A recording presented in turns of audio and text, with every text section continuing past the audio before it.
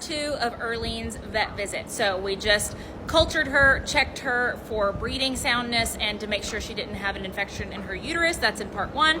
Part 2, we just blocked her front right, meaning made it numb, because we are about to do stem cell therapy. So Erlene came to me in 2023, broodmare sound. That means she wasn't limping, she wasn't unsound, she was just not able to be a show horse anymore. And the reason for that was she had had an injury in her right hind suspensory. That's a ligament, it's a soft tissue injury. And during her rehab, she babied that foot so much and held it up that the tendons in that back foot became really tight. And so she wasn't able to set her foot down correctly. Now that hasn't really been an issue. She hasn't been able to put that foot down correctly since then. We have changed up some shoeing. But what I believed happened is she was offloading a lot of her weight from her hind end to her front end.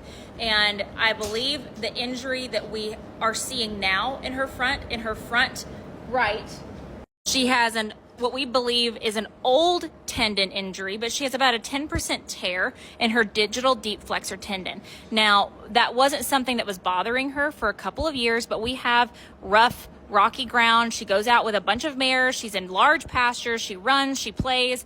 And what we believe happened is she's aggravated it. And she has now it's bothering her. And so to make her comfortable, not even to carry babies, but just to be comfortable to be a horse out in the pasture, we need to do some work for it.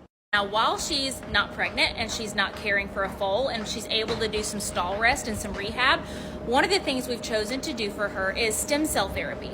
I'm going to try to explain this in the right way, and the vets behind me are going to tell me if I'm saying it wrong or if I'm being dumb.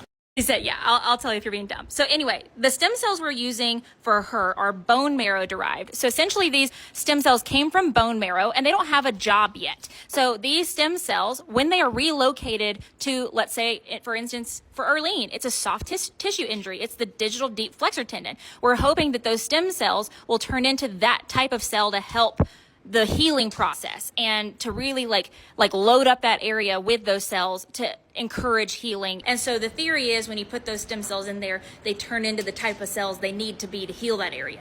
So this tourniquet's going to stay on for about 30 minutes after the stem cells are put in. Basically, it's locking them off to where they're not going to go up. They're going to stay down where they need to be. So she's going to stay in a stall for 5 days so that those stem cells don't migrate around. All right, so now it's going to stay like that for 30 minutes.